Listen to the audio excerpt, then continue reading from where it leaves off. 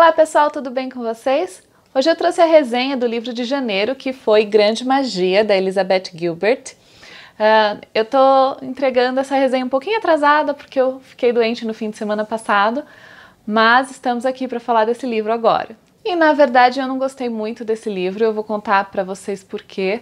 Não que o livro não seja bom, ou que não seja bem escrito, mas não era aquilo que eu estava esperando. O livro tem um subtítulo que é Vida Criativa Sem Medo, e eu realmente achei que ia ser um livro sobre levar uma vida criativa, independente do que você faz na sua vida. Alguns trabalhos eles não envolvem arte, mas nem por isso eles não envolvem criatividade. Ou se você ainda está estudando, você pode não estar estudando uma coisa artística, mesmo assim a sua vida envolve criatividade. E eu achei que essa ia ser a proposta do livro, e ela começa assim, ela começa falando de um professor da universidade onde ela dá aula, um professor que ela não chegou a conhecer, que era um poeta aclamado, que teve seus livros assim muito elogiados por crítica e pelo público, o que é muito difícil, mas ele lançava um livro e aí ele sumia por uma década, 2 décadas, porque ele não gostava da fama, ele gostava só de escrever. E os alunos dizem que ele sempre ensinou a sempre olhar com curiosidade para a vida, a sempre procurar conhecer coisas novas, sempre buscar essa criatividade. Isso me lembra muito o comecinho do Mundo de Sofia, que eles têm uma analogia que comparam os filósofos com as crianças, porque as crianças estão sempre questionando o mundo. E quando a gente cresce, a gente vai deixando isso de lado, vai aceitando as coisas. E os filósofos não, os filósofos sempre questionam o mundo. Isso me lembra muito o que falam desse professor, que sempre olhar para a vida com curiosidade. Ela diz aqui que os alunos me contaram que era o homem mais extraordinário que já haviam conhecido. Parecia não ser desse mundo, disseram. Parecia viver em um estado de constante encantamento. E os incentivava a fazer o mesmo. Não os ensinou exatamente como escrever poesia, disseram, mas por quê? Pelo júbilo, pela felicidade obstinada. Então o livro começou bem promissor, eu gostei muito da história desse professor.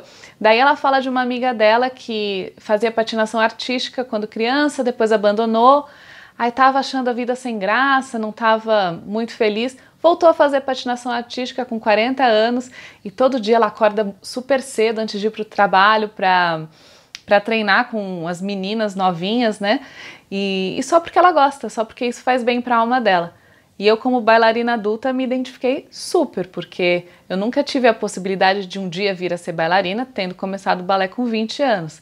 Mesmo assim, sempre me fez muito bem, sempre gostei e sempre me permitiu viver de uma forma criativa.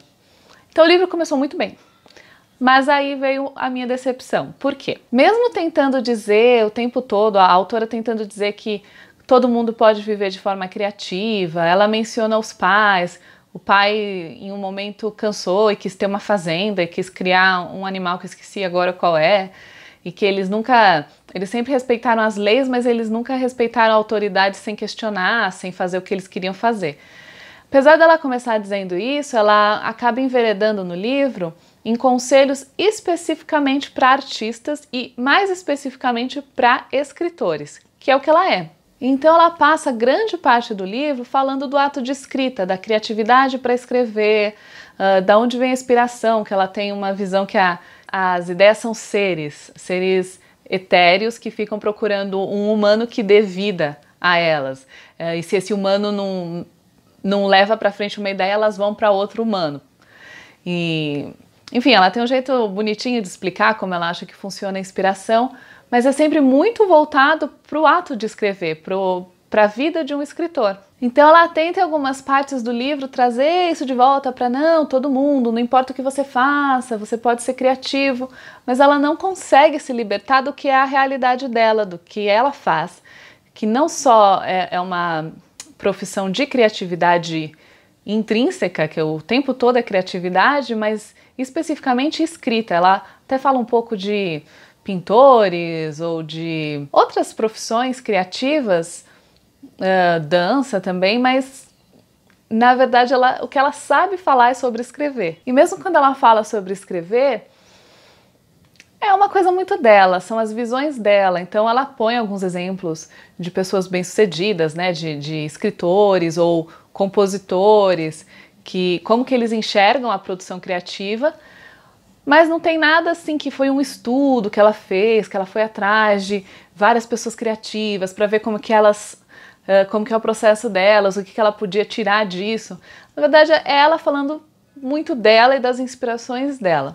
Isso é ruim? Não, não é ruim, principalmente se você é fã do trabalho dela e principalmente se você é escritor e você quer fazer essa pesquisa, você quer saber como outras pessoas criativas, como outros autores trabalham, qual que é o processo deles de inspiração até levar uma obra adiante, até publicar essa obra. É interessante nesse sentido, mas para o que a gente quer aqui, para o que é o objetivo do canal, não fez muita diferença. Eu gosto de escrever, para mim é até legal ver como que outros autores lidam com isso, mas não era o que eu estava querendo desse livro. Eu estava realmente querendo uma inspiração para viver todos os dias de forma criativa, né? Como que você incorpora isso na sua vida. Eu acho a criatividade muito importante. E eu também acredito que a criatividade é como um músculo que você tem que sempre estimular, senão você vai piorando. E se você sempre estimula, vem mais ideias, né? Eu estava outro dia ouvindo um podcast é uma moça que ela é roteirista de séries de TV. E ela fala, às vezes a gente tem uma ideia muito boa para um diálogo ou para uma piada, e a gente fala, deixa para o último capítulo da temporada, que vai ser um capítulo mais importante. E ela fala, não, vamos usar essa piada agora, porque isso vai estimular a gente a ter piadas melhores daqui para frente, né? Porque a criatividade, ela é essa construção. E o que eu estava esperando desse livro era aprender técnicas ou até ver um exemplo de alguém que tem essa vida criativa no dia a dia, em qualquer coisa que a pessoa faz. Infelizmente não foi isso que esse livro deu. O que não significa que não tenha coisas interessantes nele. Eu vou ler alguns trechos que eu achei bacanas. Tem uma passagem aqui que é bem específica para escritores, mas que serve para qualquer coisa que você tenha ideia de fazer, principalmente se você quer tocar um projeto próprio, que a gente sempre tem a ideia de que todo mundo já fez tudo que a gente pensa, né? Fulano já está fazendo isso melhor, fulano já tem uma audiência, já tem leitores, e ela fala o seguinte assim: aspirantes a escritores com frequência me dizem, tenho uma ideia, mas temo que já tenha sido realizada. Bem, é provável que já tenha sido realizada. A maioria das coisas já foi realizada, mas ainda não foram realizadas por você. Pelo seu jeito, pela sua forma de trazer isso para o mundo. Essa é a autenticidade, essa é a novidade, é como você vai fazer aquilo. Outra coisa que ela fala é de como a prática leva à perfeição. Às vezes a gente acha que tinha que ter nascido com um talento extraordinário, mas a gente não percebe que se a gente insistir e continuar praticando, a gente vai ficar bom. Ela até contou uma história de uma senhora, quando ela conheceu essa senhora tinha 90 anos, mas quando essa senhora tinha 80 anos, ela simplesmente adquiri um interesse novo. Eu dei uma folhada aqui, eu não encontrei onde que eu marquei a história dessa senhora, mas se eu não me engano, ela se interessou pela Mesopotâmia. E ela começou a estudar. E quando a autora conheceu essa senhora com 90 anos, ela era considerada uma especialista na área, ela era consultada por pessoas que estavam estudando a área. Porque ela tinha passado os últimos 10 anos estudando. Então, em 10 anos, ela se qualificou como especialista, mesmo tendo começado aos 80. Então isso é muito bacana de ver que a gente sempre acha, é tarde para começar, eu devia ter começado. Começa! Você ainda tem os anos à frente para se tornar um especialista, para praticar, para se tornar melhor, né? Então essas são lições bem legais desse livro, com exemplos de pessoas, né, como aquele professor, o poeta que eu falei no começo. O livro é legal, mas ele não é um livro para o que eu estava querendo. Ele não me ensinou a viver uma vida criativa, ele me ensinou a ser uma autora mais criativa. Então, se você está procurando esse livro em termos de desenvolvimento pessoal, não seria muito a minha indicação. Ok, então vamos para o próximo livro, o livro deste mês. E agora que eu estou estudando desenvolvimento pessoal, que eu estou aprendendo mais, é claro que muita coisa bebeu da fonte do segredo, né?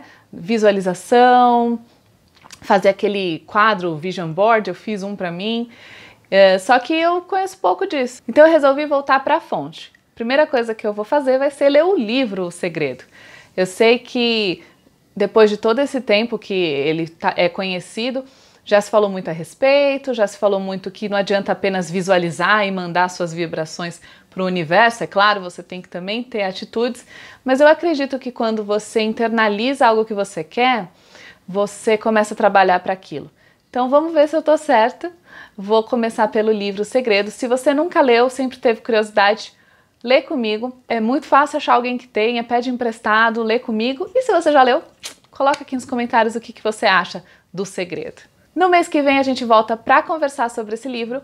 Muito obrigada por ter assistido esse vídeo. Se você gostou, clique em curtir, se inscreve no canal, compartilha com seus amigos e a gente se vê na próxima. Um beijo!